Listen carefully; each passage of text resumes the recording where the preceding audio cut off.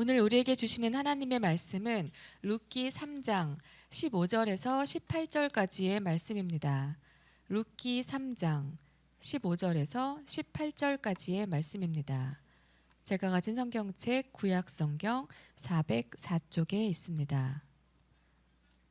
봉독하겠습니다. 보아스가 이르되 내 겉옷을 가져다가 그것을 펴서 잡으라 하매 그것을 펴서 잡으니 보리를 6번 되어 룻에게 지어주고 성읍으로 들어가니라. 룻이 시어머니에게 가니 그가 이르되 내 딸아 어떻게 되었느냐 하니 룻이 그 사람이 자기에게 행한 것을 다 알리고 이르되 그가 내게 이 보리를 6번 되어주며 이르기를 빈손으로 내 시어머니에게 가지 말라 하더이다 하니라. 이에 시어머니가 이르되 내 딸아 이 사건이 어떻게 될지 알기까지 앉아 있으라. 그 사람이 오늘 이 일을 성취하기 전에는 쉬지 아니하리라 하니라. 아멘. 아멘. 말씀의 제목을 함께 읽습니다. 시작. 여섯째 날을 살아 일곱째 날을 맞이하라. 한 번 더 합니다. 여섯째 날을 살아 일곱째 날을 맞이하라. 아멘.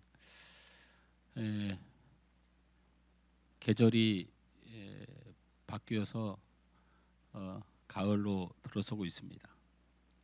작년 재작년에 더위가 기승을 늦게까지 부리다 보니까 우리나라에 가을이라는 게 있나라는 생각을 했었는데 참 우리 인간의 생각은 항상 짧아요. 올해는 예전처럼 낮 기온 또 저녁 기온이 온도 차이가 많이 나고 또 환절기가 되어서 감기가 걸리신 분들이 많고 또 뭐 비염으로 고생하시는 분도 많고 항상 건강에 주의하시길 바랍니다. 위험한 순종이라는 책이 있습니다. 위험한 순종이라는 책을 읽어보신 분 계신가요? 위험한 순종. 우리 장로님 안 읽어봤어요? 예? 기억이 안 나요? 우리 사모님은 안 읽어봤어요? 우리 교회 성도들도 몇 분 이 책을 함께 읽었던 것이 기억이 나는데 미국에서 가장 영향력이 있는 목사 중 한 분인 새들백교회 릭 워렌 목사님의 사모님 K 워렌이라는 사모님이 이 책의 저자죠. 위험한 순종이라는. 릭 워렌의 아내인 K 워렌은 어느 날 월간지를 보다가 아프리카에 에이즈에 걸린 어린 아이들의 그 참혹함을 그 잡지를 통해서 보게 됩니다.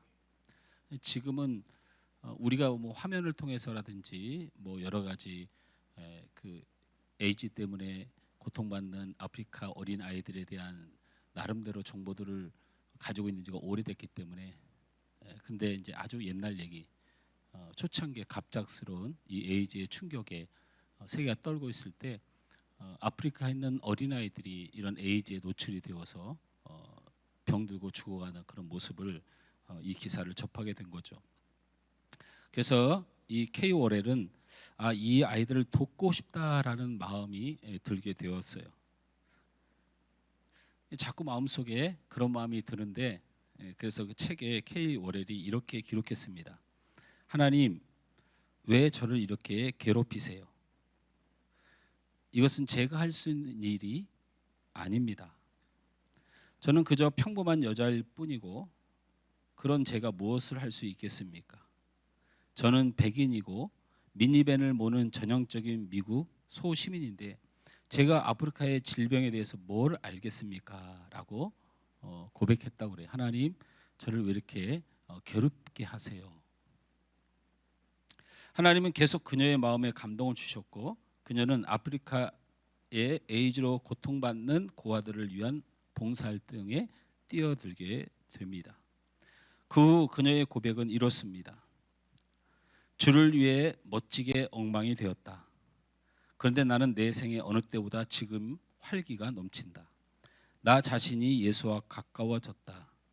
내 생애는 이제 의미 있게 되었고 이전의 모습으로 절대 돌아가고 싶지 않다. 가슴앓이 하면서 주님을 위해 멋지게 이 한 몸 바치는 모습이야말로 내 생애 최고의 순간이요 모습이라 자부한다. K.A. 워렐은 성공한 목회자의 아내였습니다. 몇만 명의 성도를 거느리고 목회를 하는 리그 오렌 목사님의 아내였다는 얘기는 그만큼 고생도 많이 했지만 이제 보상을 받을 만하고 또 안정적인 생활, 평안한 삶을 살고 그의 노후도 잘 준비된 사람이었을 것입니다. 그러나 그녀는 주님의 뜻을 따라 안전한 곳에서 불안전한 곳으로 위치를 바꿨습니다. 그녀는 그 이야기를 이렇게 그랬었습니다. 불편하지만 이전과 비교할 수 없는 하나님의 은혜가 내게 있다. 이게 위험한 순종이란 책의 줄거리입니다. 불편하지만 내게 하나님의 한없는 은혜가 있다. 이게 위험한 순종의 책의 핵심인데 이 K. 워렐이 말하고 싶었던 이야기는 이런 얘기죠. 주님의 은혜는 없어도 잘 살면 된다. 라고 살아도 괜찮겠습니까?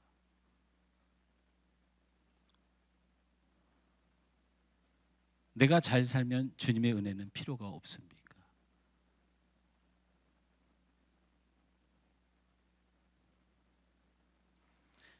지난주에 나오미는 룻에게 보아스가 주는 그 보리 한 예바에 감동받고 그 한 예바의 보리를 또 얻기 위하여 동분서주하지 말고 고엘 되시는 보아스를 네가 붙들어야 한다.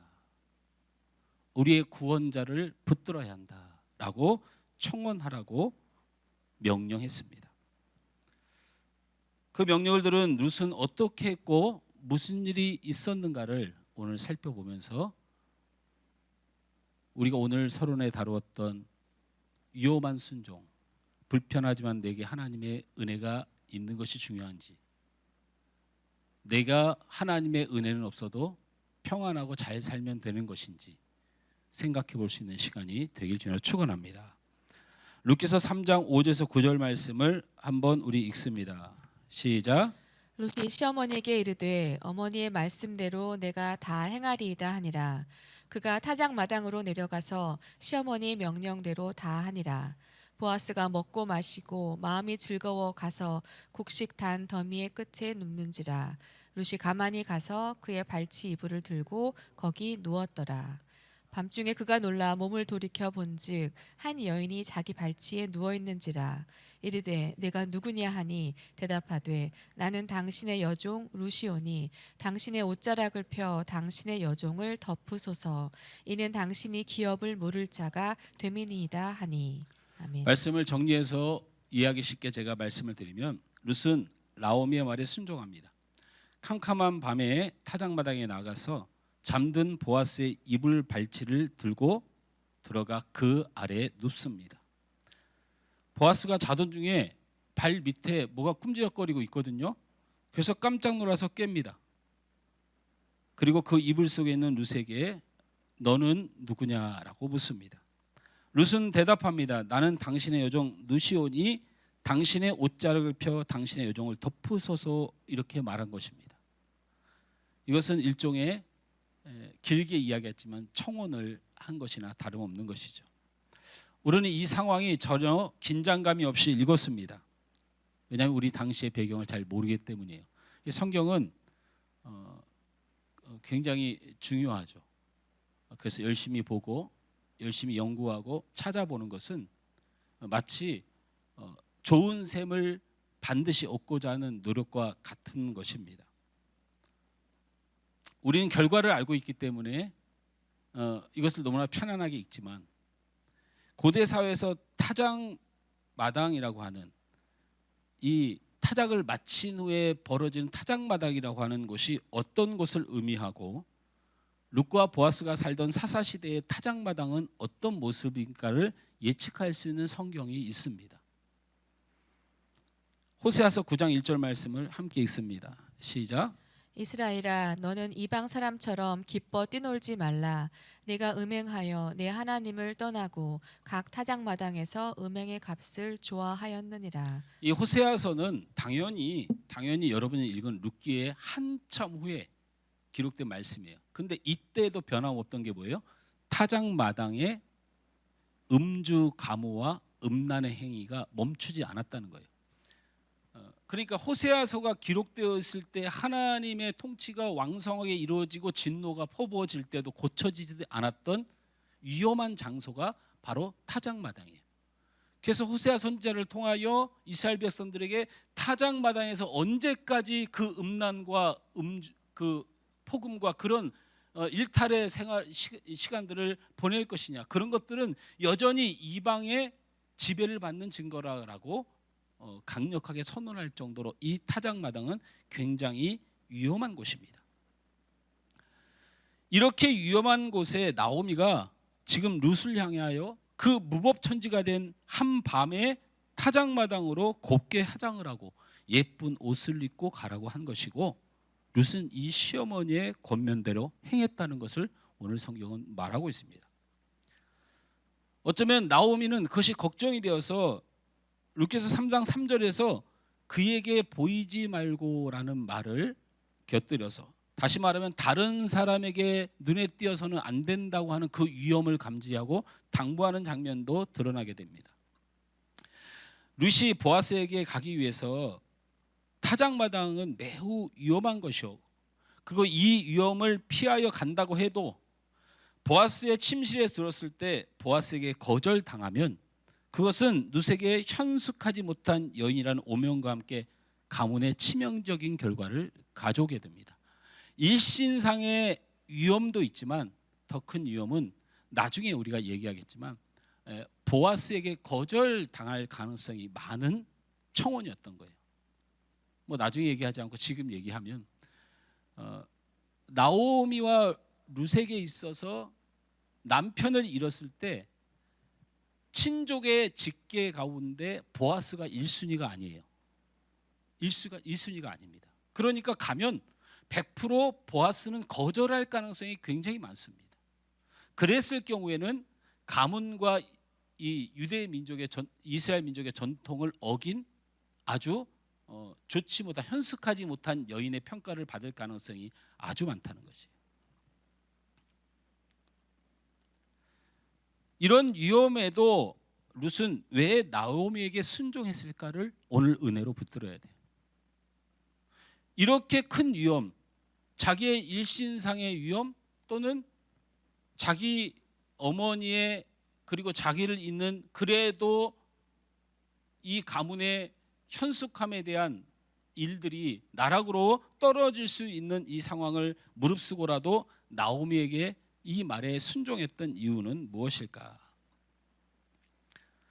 어떤 이용과 대가를 지불하고라도 얻어야 하는 것이 그녀에게 가장 좋은 것이라고 생각하면 그렇게 할 수 있는 겁니다. 내가 어떠한 위험과 어떠한 대가를 지불하고라도 내가 보아스를 찾아 그를 얻는 것이 내게 가장 좋은 것이라는 확신이 있으면 그렇게 할 수 있는 것입니다. 룻이 얻을 수 있는 가장 좋은 것은 바로 보아스였습니다.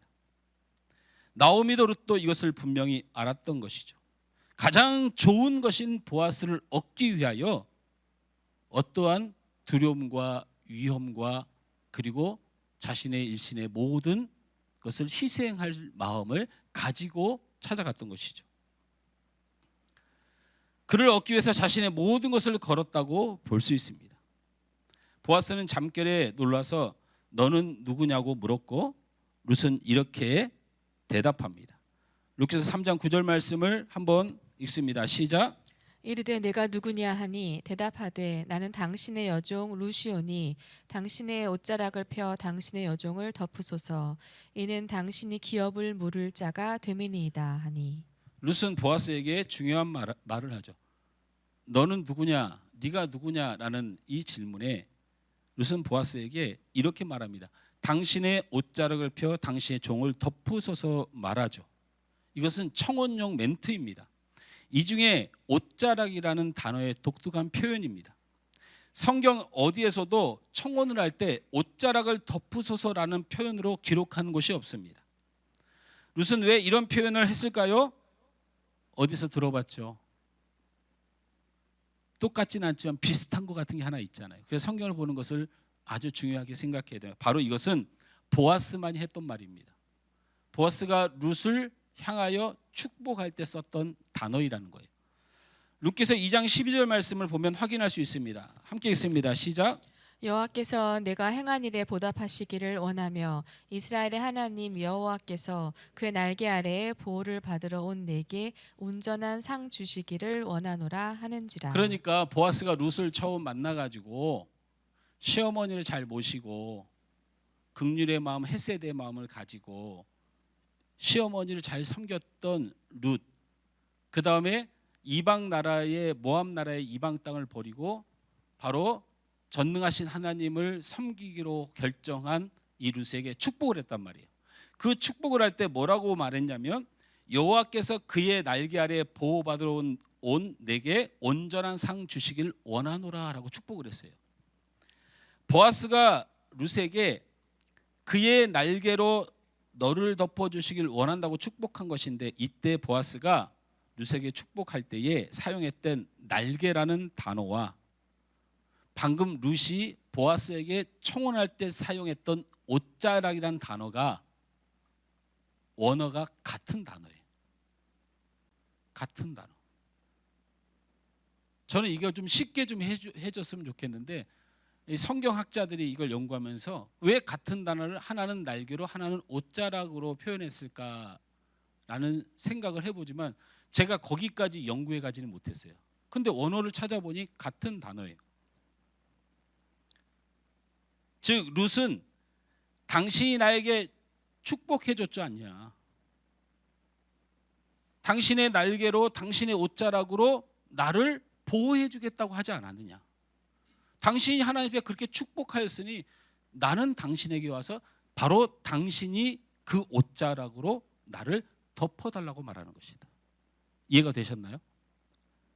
그러니까 같은 단어로 보면 보아스가 이렇게 축복했다는 거예요. 여호와께서 그의 옷자락 아래 보호하길 원하노라, 이렇게 축복했더니 룻이 보아스에게 와서 당신이 옷자락으로 덮어 축복하게 해달라고 한테 기도했으니 그 옷자락을 덮을 분이 당신이라고 나는 믿고 왔으니 나를 덮으소서라고 말하며 청혼한 것입니다. 나오미와 룻은 모압 땅에서 모든 것을 잃고 돌아와서 보아스를 통해 헤세드신 하나님을 경험한 것이죠. 바로 보아스가 자신과 이스라엘 덮으실 하나님 여호와인 것을 알고 있었던 것입니다. 룻이 바라던 그 헤세드 보아스가 그 타작마당 가운데 있었던 건 사실입니다.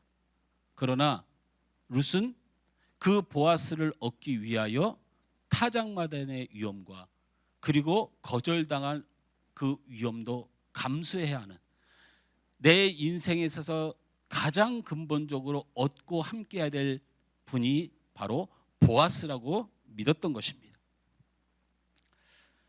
오늘날 한국교회와 성도들이 잃어버리신 것이 있습니다. 우리는 무엇을 잃어버리고 살아가느냐? 바로 신앙생활의 위험을 감수하려 하지 않는다는 겁니다.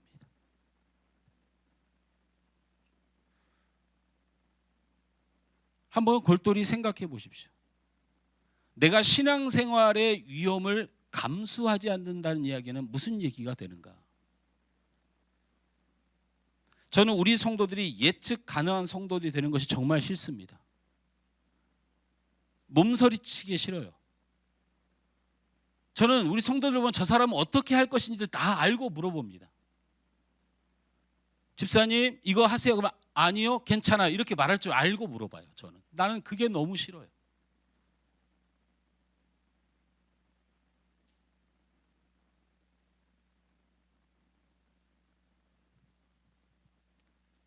저 사람이 무슨 일을 할 때 무슨 일이 벌어질지를 알고 보게 됩니다.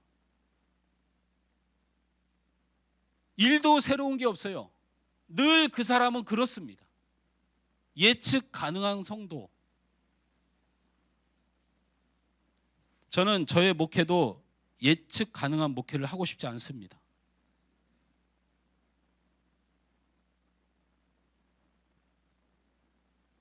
제가 한동안 뭐를 하지 않았어요.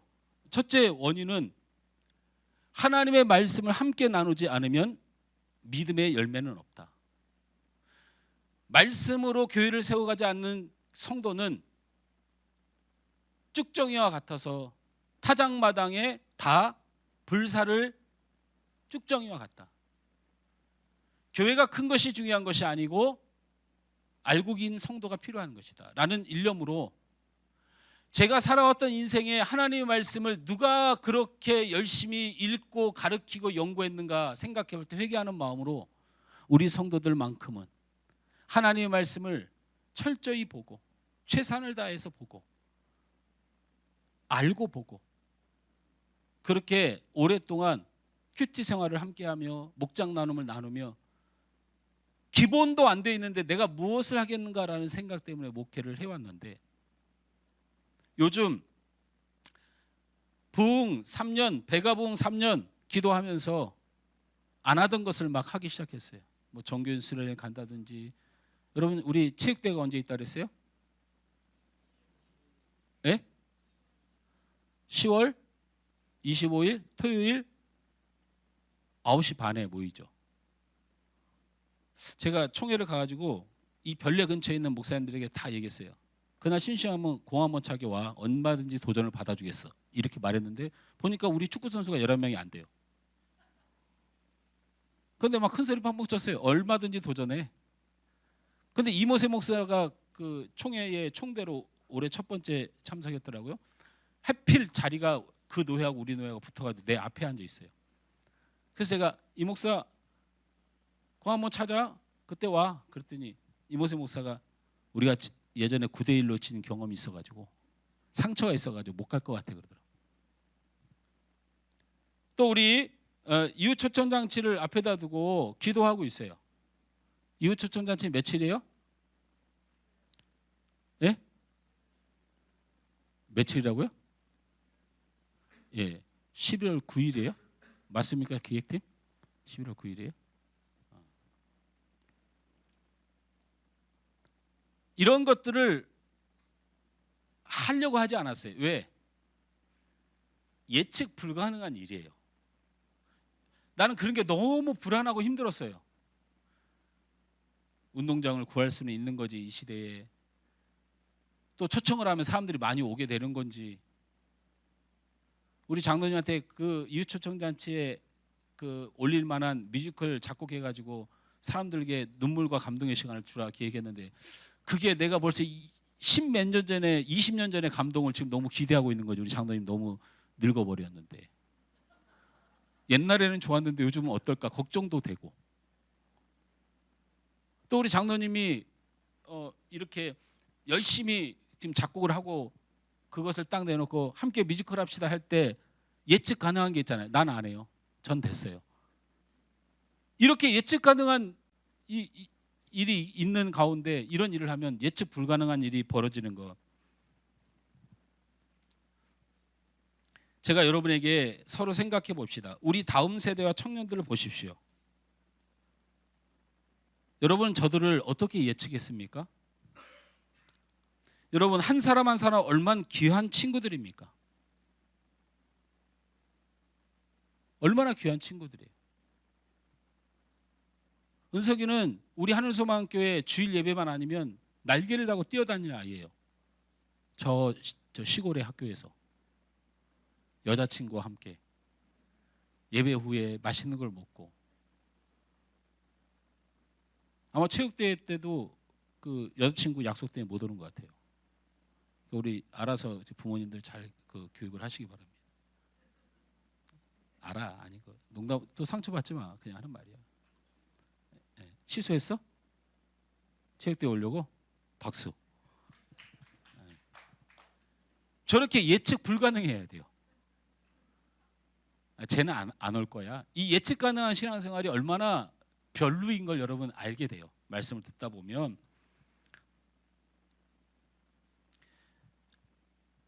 아침부터 교회에 와서 오후 모임을 마치고 저녁 늦게까지 길거리를 찬양하고 복음을 전하고 있어요. 이게 우리 청년들을 보면서 여러분 예측할 수 있는 상황이었나요? 옆에 있는 성도들을 보십시오. 이분들이 한 사람 한 사람 얼마나 충성된 사람입니까? 성격이, 스타일이, 그리고 서로의 상황이 안 맞고 이런 게 무슨 의미가 있어요? 한번 보시라고, 옆에 있는 사람들을. 우리 교회 성도들 중에 단 한 사람이도 그냥 앉아서 놀고 있는 사람이 있나? 여러분, 제가 우리 교회 식당에서 늘 마음에 감사한 건요, 맛있다는 말을 그렇게 형식적으로 잘해요. 맛이 없습니다, 제가 보기에는. 아니, 식당에서 단체 식사하는 게 무슨 요리하는 게 얼마나 대단히 맛이 있겠어요. 그런데 그 맛있다는 말을 얼마나 형식적으로 잘하는지. 우리 김성희 권사님 제발 좀 그 딸이 그거 보고 배워요. 자꾸 형식적인 걸. 우리 권사님 국국 먹으면서 아이고 맛있는 거, 아이고 맛있는 거. 요리의 대가가 왜 그렇게 얘기할까요? 충성된 사람. 교회는 작지만 한 분도 빠짐없이 이렇게 충성된 성도로 모여질 줄 여러분 예측했습니까? 말씀을 묵상하고 진리를 깨달아 가는 일이 앞으로 여러분의 인생을 어떻게 이끌지 저는 예측할 수 없습니다. 여러분을 통해서 하나님이 얼마나 큰 일을 행하실지 저는 예측할 수 없습니다. 다음 세대와 청년들을 통해 홀씨 버스킹과 그들의 기도하며 하려는 헌신들을 통해 무슨 일이 일어날지 여러분 예측할 수 있습니까? 배가 부흥하여 3년 헌신이 어떠한 결과로 우리 교회를 바꾸어 놓을지 여러분 예측할 수 있습니까? 세상이 예측 못하는 일을 선택하고 세상이 예측 못하는 일을 헌신하는 일이 바로 성도라는 브랜드를 가진 사람의 삶이고 바로 교회의 선택이어야 되고 결정이어야 된다고 저는 믿습니다. 우리는 예측 불가능한 것을 선택하는 것을 신앙이라고 부릅니다. 우린 친교회나 우리는 사람들의 모임이 아니에요. 우리는 하나님의 통치를 통하여 하나님의 일하심을 통하여 우리의 인생과 우리의 공동체가 예측 불가능한 일이 수없이 일어나는 것을 믿고 우리가 우리의 모든 것을 거는 것입니다. 우린 너무 안전한 삶에 길들여져 있지 아닌가 한번 생각해 봐야 됩니다. 신앙이 주는 위험을 감수하지 않으려 살고 있지 않은지, 우리는 우리가 신앙생활을 통제할 수 있을 거라는 생각을 하고 있지는 않은지, 그것이 대단히 잘하고 있다고 생각을 해요. 하나님이 원하시는 거, 하나님이 뜻하시는 거, 하나님이 이끄시는 것을 예측 불가능하고 위험하다고 생각하여 내가 안전하고 내가 편하고 내가 원하는 선택을 하면서 그것을 신앙생활이라고 말하고 있다는 거예요.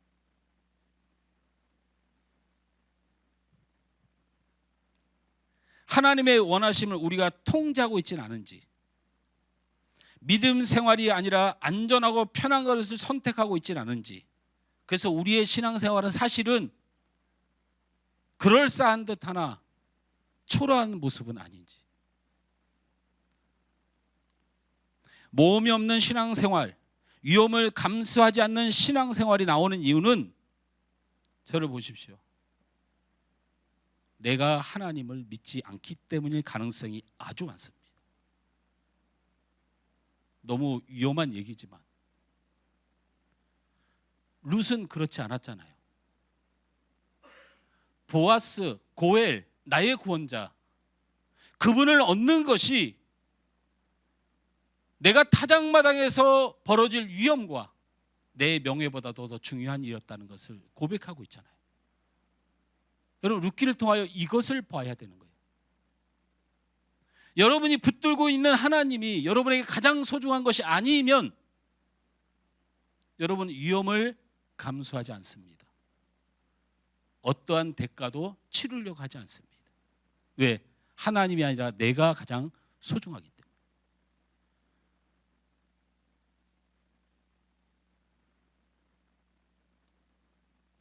룻은 지금 캄캄한 타작마당이라는 위험, 현숙한 여인이라는 명예가 한순간에 사라질 수 있는 그런 위험한 상황에도 그것을 알면서도 자기가 붙들어야 될 바로 고엘 되신 보아스, 우리의 구원자를 향한 그 열정을 감추지 않았다는 것입니다.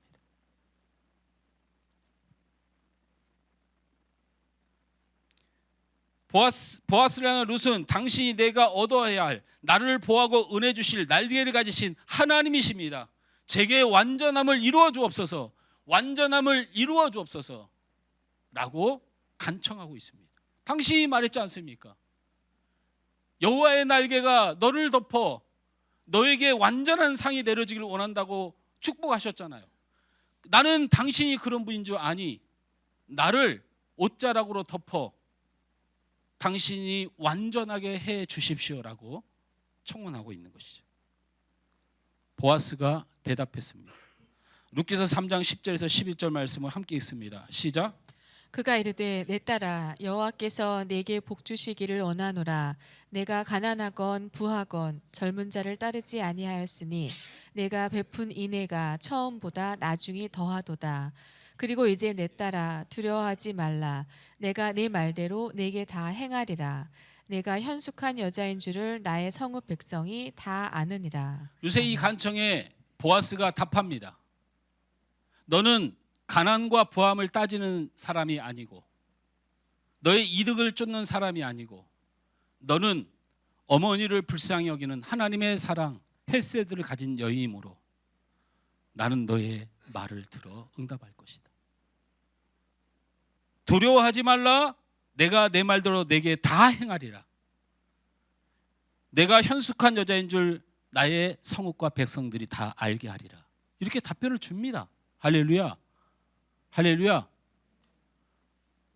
우리가 하나님을 절대적으로 붙들고 그의 원하심을 절대적으로 붙들고 그의 감동을 절대적으로 붙들 때 우리 하나님이 우리를 완전하게 해주겠다고 약속하십니다.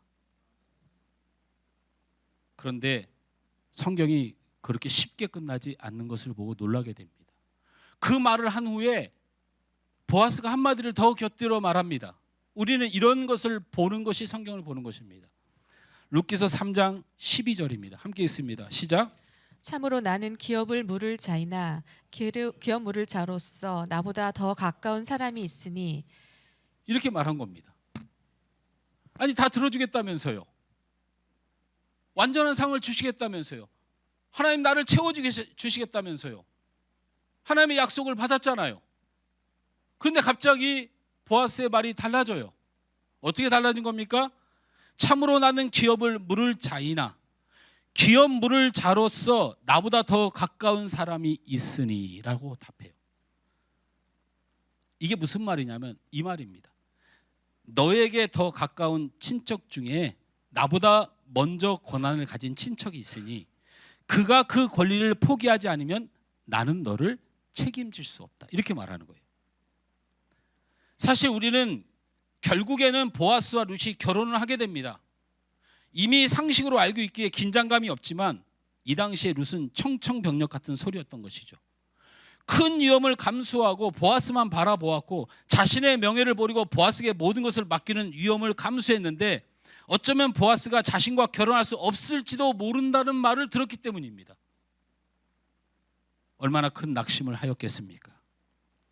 우린 이런 청청병력 같은 일을 경험합니다. 여러분 하나님을 신뢰하시죠? 여러분 하나님 믿으시죠? 근데 하나님이 안 들어주시거든. 안 움직이시고 여전히 그렇게 바라만 보고 계실 때에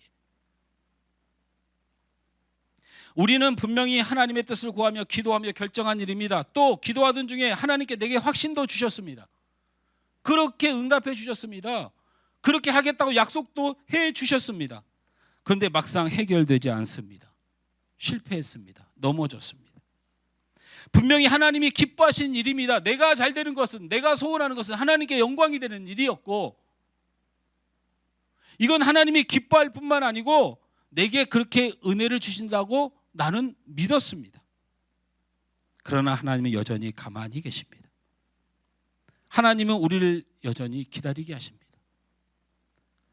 사랑하는 성도 여러분, 하나님의 일하심을 기다리는 것은 정말 어려운 일입니다. 성도들의 삶이란 기다림의 연속입니다. 하나님은 우리를 참 많이 기다리게 하십니다. 왜 기다리게 하는 것을 알 수 있냐면 우리 수요 기도회를 보면 기도 제목이 항상 똑같습니다. 응답되었으면 바뀌었어야 되지 않나요? 우리 전사님? 근데 질리지도 않습니까? 지금 몇 년째 수요 기도의 기도 제목은 똑같습니다.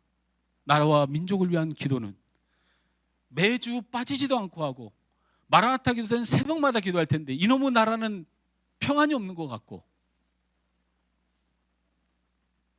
수요 기도를 통해 우리는 기도를 하고 목장 모임을 통해 우리는 기도합니다. 목자들이 말합니다. 목사님 그놈의 VIP 맨날 기도하네요. 그래서 사람들이 같은 제목을 놓고 맨날 기도하니까 그 모임의 의미를 모릅니다. 여러분 모르십니까? 안 들어지니까 기도하는 거예요. 우리 하나님이 안 들어주니까 기도하는 거라니까요. 그놈의 VIP 그렇게 전도하게 해달라고 지금 몇 년째 기도하는데 교회 안 오잖아요. 신앙 안 갔잖아요. 그러니까 매주 기도하는 것뿐이에요. 마라나타 기도는 더하지요. 이른 아침에 모여 기도합니다. 그런데 그 기도 점이 대부분 비슷할 것입니다. 이런 기도하던 분들은 있어도 기도가 아직 응답되지 않았다는 것을 뜻하는 것입니다. 하나님은 왜 이러실까요? 주신다고 했으면 빨리 주시지 왜 이렇게 시간을 돌리고 돌리면서 우리의 마음을 애타게 하는지 모르겠습니다. 그러나 분명한 것은 하나님께서 다 생각이 있으십니다. 할렐루야. 따라서 합니다. 하나님은 다 생각이 있으십니다. 다 생각이 있으십니다. 제가 세상에서 방황하면서 이때 간이 안 좋아서 병원에 3, 4개월 입원해 있었다는 간증을 자주 합니다. 근데 제가 자녀 얘기를 해서 죄송합니다. 우리 수인이가 지금 독일에 들어갔잖아요. 들어갈 때가 돼서 들어갔는데 여기서 그 외교부에서 하는 코이카에서 하는 그 국제협력 봉사단에 지원을 해서 요즘은 어느 학교를 나왔느냐, 뭐를 좋은 학교를 나왔느냐, 뭘 잘하느냐 이게 중요한 게 아니고 네가 전공하고 있는 길에 네가 어떤 경험을 하였느냐를 1순위로 봐요. 그래서 이 친구에게 있어서는 유엔이라든지 외교부라든지 이런 산하에서 인정하는 공신력 있는 단체에 시험 봐서 합격을 해서 자원봉사를 떠나는, 왜냐하면 평생 그렇게 봉사하면서 살고 싶으면 그 이력이 분명해야 되는데 계속 떨어졌어요. 그게 왜? 면허증도 없죠. 자격증이라고 하나도 없죠. 아무것도 없어요. 그러니까 당연히 안 되죠. 그리고 계속 떨어졌습니다. 그런데 마침 수인이가 원하는 외교부 산하 코이카에서 한국 국제협력 봉사단인가 거기에 그 시험이 있었어요.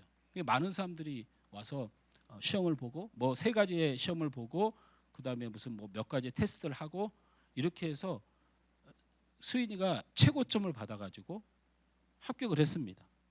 근데 남은 건 신체 검사예요. 신체 검사만 합격하면 돼요. 어디 아픈 곳이 없으니 신체 검사를 하고 들어갔죠. 학교 휴학하려고. 짐 싸고 나왔다가 방글라데시로 떠나야 돼요. 그래서 그거 준비하러 들어갔단 말이에요. 그래도 교회를 사랑하는 마음에 들어온 날짜로 체육대회 때 맞춰서 들어오겠대요. 자기 운동료라며. 근데 연락이 온 거예요. 피검사를 다시 받아 다시 제출하라. 봉사활동 가는 사람이 몸이 아프면 누가 책임지냐. 근데 혈액검사 이상 징후가 나타난 거예요. 제가 마음에 어디 대기업에 들어가는 것도 아니에요. 저한테 그 딸이 했던 말이 있어요. 제가 잘 먹고 잘 살기를 바라지 마세요. 목사님답게. 근데 아빠는 가끔 보면 내가 이렇게 열심히 공부해서 돈 많이 벌어서 잘 살았으면 하는 마음이 있는 것 같아요. 그것 때문에 저희가 다툰 적도 있어요. 저랑.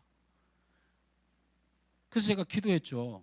하나님, 아니 무슨 나쁜 일을 하러 갔는데 봉사를 하는데도 이렇게 힘들게 하십니까?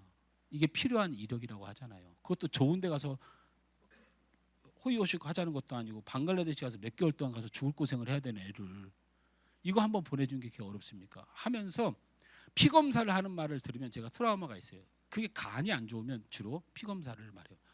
아, 나 때문에 또 제약된 내 삶 때문에 내가 그렇게 방황하던 내 삶 때문에 망가진 간을 우리 딸에게 넘겨줬나 보다 하고 마음이 너무 아프고 아 그냥 안 되는 거구나.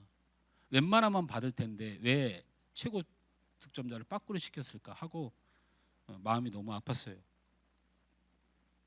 그리고 독이라는 데가 저는 잘 모르지만 그렇게 혈액 검사를 원한다고 받고 한다고 원하는 날짜에 나오는 것도 아니에요. 심하게는 3개월, 한 달씩 기다려야 돼요. 굉장히 아날로그 시스템이에요. 의료 시스템이. 그 얘기를 듣고 기도하고 그런 마음이 있었죠. 근데 하나님께서 수인이가 아르바이트를 했잖아요. 그 아르바이트를 뭘 했냐면 애들 봐주는 아르바이트를 했어요. 갓난아기를 봐주는. 그게 그 저희가 이렇게 충분한 용돈을 못 주니까 자기가 벌어서 일을 하는데 그 어린아이를 둘이나 있는 집을 두 애를 보듬고 몇 개월 동안 아르바이트 했단 말이에요. 그러니까 그게 월급이 상당히 세요. 그걸로 생활비로 쓰고 학비로 보태고 하는데 우연치 않게 그 두 아이를 봐주던 집 남편이 의사예요. 그래서 그 혹시나 해서 그 급한 마음에 의사 선생님한테 제가 이렇게 해서 피 검사가 불합격이 나왔는데 요거 빨리 한번 받고 이거 한국으로 보내줘야 되는데 가능할까요? 그냥 그날 즉시로 그 의사가 병원을 데리고 와서 검사해서 결과가 나왔는데 깨끗하대요. 그래서 이걸 외교부에다가 보내고 그런 과정을 거쳤어요. 물론 짧은 시간의 기다림이라 여러분의 고통과 비교할 수 없지만 저는 이게 비슷하다고 생각해요. 우리의 삶이.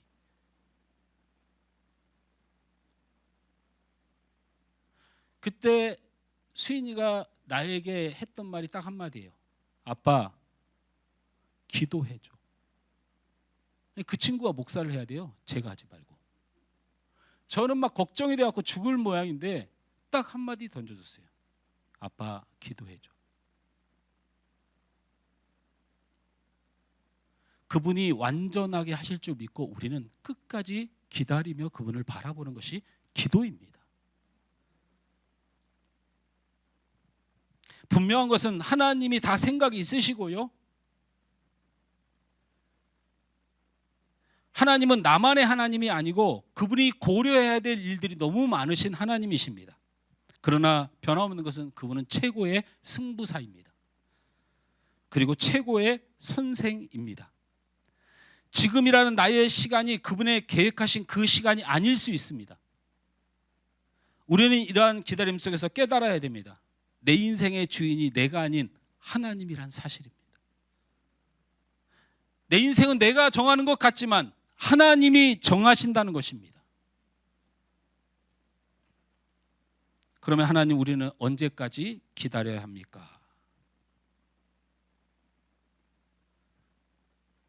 룻은 보아스에게 절망적인 마음이 들었을 것입니다. 보아스가 이렇게 말했죠. 내 마음은 알겠으나 아직은 내게 너를 아내로 맞이할 우선권이 없고 그 우선권을 가진 친척이 포기해야만 내 소원을 들어줄 수 있다고 말했으니 룻은 얼마나 절망하고 언제까지 기다려야 하는 막막함에 처해 있습니다. 그랬을 때 보아스가 이렇게 말합니다. 룻기서 3장 15절에서 17절 말씀 함께 있습니다. 시작. 보아스가 이르되 내 겉옷을 가져다가 그것을 펴서 잡으라 하매 그것을 펴서 잡으니 보리를 6번 되어 룻에게 지워주고 성읍으로 들어가니라. 룻이 시어머니에게 가니 그가 이르되 내 딸아 어떻게 되었느냐 하니 룻이 그 사람이 자기에게 행한 것을 다 알리고 이르되 그가 내게 이 보리를 6번 되어 주며 이르기를 빈손으로 내 시어머니에게 가지 말라 하더이다 하니라. 보아스의 말에 얼마나 성경이 위대한 말씀인지를 알 수 있는 말씀이 숨겨져 있죠. 절망하고 언제까지 기다려야 됩니까? 내 인생 언제까지 기다려야 됩니까? 이 고통과 아픔을 언제까지 기다려야 됩니까? 죄인된 내 삶의 이 신음을 언제까지 기다려야 됩니까? 라고 하는 기다림에 지친 루세에게 보아스가 말했습니다. 말하지 않고 이상한 행동을 합니다. 옷자락을 펴라. 6번 보리를 부어주고 보냅니다. 근데 똑같은 얘기를 또 하죠. 집에 왔는데 갑자기 룻이 나오미 앞에 나타난 겁니다. 나오미는 깜짝 놀랐죠. 지금은 축제의 마당이어야 되고 내 며느리가 잘 풀려야 되는 그런 상황에 여기 앞에 뭐를 가지고 왔어요?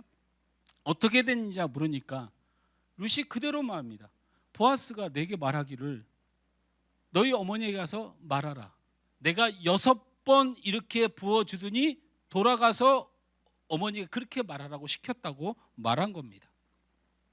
근데 이 말을 들은 나오미의 반응이 더 신기합니다. 이게 무슨 말인지 알아들은 거예요. 여러분은 알아듣겠습니까? 나를 완전하게 해주세요. 나를 구원해 주세요. 나를 보호해 주세요. 그랬더니 갑자기 보아스가 그렇게 해주겠다고 말을 해놓고는 그런데 나에게 우선권이 없으니 좀 기다려라 말을 하고선 하는 행동이 6번의 보리를 치마에다가 부어 보내면서 어머니에게 가서 어머니가 물어보면 보아스가 나에게 6번 이 보리를 나한테 부어줬다고 얘기하라고 합니다 하니까 나오미가 뭐라고 대답합니까? 룻기서 3장 18절 말씀 함께 했습니다. 시작. 이에 시어머니가 이르되 내 딸아 이 사건이 어떻게 될지 알기까지 앉아 있으라. 그 사람이 오늘 이 일을 성취하기 전에는 쉬지 아니하리라 하니라. 6이라는 횟수를 들은 나오미는 룻에게 말하며 딸아 기다려라. 그가 일하실 것이다. 완벽하게 완전하게 그 일이 완전해질까지 그가 쉬지 아니하리라. 자, 우리만 못 알아들은 거죠. 룻만 못 알아듣은 거예요. 보아스가 뭔가 사인을 줬더니 그 사인을 보고 나오미가 알아듣고 감사와 찬양을 올리고 있어요. 이 사인이 무엇입니까? 보아스는 보리를 6번 부어줬다는 사인을 준 것이고 이것이 어떤 사인이냐면 여러분 이스라엘 백성에게는 숫자는 그 의미가 있습니다. 대표적인 것이 7이라는 숫자입니다. 7은 완전을 뜻합니다. 6이란 말은 7이라는 완전을 위한 마지막 단계에 다다랐음을 말하는 것입니다. 아직은 안식이고 축복이 도달한 것은 아니지만 이제 곧 이루어지실 것이라는 사인이 6이라는 숫자에 숨겨져 있습니다. 여러분 666이라는 숫자를 아주 나쁘게 해석해서 문제가 있죠. 6이라는 숫자는 하늘나라의 자격을 뜻하는 그 하나님의 완전한 나라의 직전의 숫자입니다. 이것을 자기들이 얻을 수 있다고 자기들이 가질 수 있다고 주장하는 것이 이단이 되는 것이지 6이라는 숫자는 7의 완전수 바로 앞에 있으므로 곧 완전하여지리라. 곧 이루어지리라. 그리고 반드시 이루어지라는 사인입니다. 이것을 나오미가 알아챈 거예요. 이 6이라는 것은 기대와 소망과 위로의 숫자입니다. 금요일이 되면 우리 다 같이 생각하지 않습니까? 내일이면 쉰다. 이런 숫자와 같은 이야기입니다. 내일이면 쉬는데 오늘 고통 오늘 하루만 참자. 오늘 하루만 지내자. 오늘 하루만 넘어가자. 그럼 내일 출근 안 해도 된다. 이 마음의 6의 의미입니다. 보아스는 여러 번 보리를 6번 보리를 퍼주면서 나오미에게 이렇게 분명히 룻과 나오미에게 메시지를 전하고 내가 곧 이 문제를 해결하고 룻을 반드시 아내로 맞이하겠다. 절대 이 기다림의 시간이 너무 길지 않게 내가 속히 오리라. 정확히 이렇게 응답한 것입니다. 저는 우리 성도들을 보면서 하나님께서 제게 보이신 6째 날을 봅니다. 저는 여러분을 보면서 6째 날을 보고 기도합니다. 저는 우리 모든 성도들이 6째 날을 살아서 7째 날을 맞이할 것을 확신합니다. 힘들고 어려운 거 압니다. 고통스럽고 눈물 나는 거 압니다. 믿음으로 신앙으로 살기가 어려운 것도 다 압니다. 왜 모르겠습니까? 사람 인생 안 슬픈 사람이 어디 있습니까? 그래서 저는 7째 날을 이루실 오늘 6째 날을 살아가는 우리 성도들 위하여 날마다 기도합니다.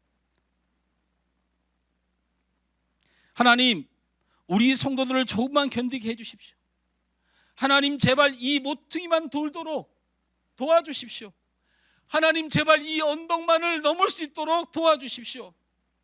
조금 더 힘내어 믿음으로 걸어가게 하옵소서. 때가 되었으니 오늘 하루를 이 한날을 견디게 도와주옵소서. 하나님, 너무 고통이 크오니 속히 이루어 주옵소서. 하나님, 저들이 6번을 부은 7이라는 완전한 은혜를 얻은 성도라는 사실을 알게 하옵소서. 아멘. 여러분은 6번의 부음을 받은 7을 맞이할 성도임을 믿으시길 주님으로 축원합니다. 여러분은 6이라는 숫자를 받은 7의 완전수의 코앞에 있는 성도됨을 믿으시길 바랍니다. 옆 사람을 축복합니다. 당신은 6번을 6의 숫자를 받은 성도입니다. 축복합니다. 당신은 6을 가진 성도입니다. 할렐루야. 사랑하는 성도 여러분, 삶 가운데 우리 하나님의 응답이 더딘 것을 경험합니다. 내 생각대로, 내 방식대로, 내 시간대로 움직이지 않는 무정해 보시는 주님 때문에 여러분 많이 울고 있는 거 압니다. 6째 날입니다. 거의 다 왔습니다. 조금만 가면 됩니다. 다시 힘을 내어 한날 한날을 채워가시길 주님으로 축원합니다. 포기했던 신앙이 무엇입니까? 절망했던 신앙이 무엇입니까? 멈췄던 신앙이 무엇입니까? 다시 일어서십시오. 다시 걸어가야 됩니다. 그 모퉁이 돌아서야 합니다. 그곳에 주님이 있습니다. 그 언덕을 넘어가야 합니다. 하나님 댁에 새 힘을 달라고 우린 해내야 합니다. 6째 날입니다. 완전한 날이 우리에게 임하고 위대한 하나님의 일하심을 경험하게 될 줄 믿습니다. 요한일서 13장 1절 말씀에 세상에 있는 자기 사람들을 사랑하시되 끝까지 사랑하시니라. 주님의 약속입니다. 여러분을 끝까지 사랑하시. 일어서십시오. 따라서 합니다. 6째 날을 삽시다. 6째 날을 삽시다. 7째 날을 맞이합시다. 7째 날을 맞이합시다. 일어서시는 여러분 되길 주님으로 축원합니다.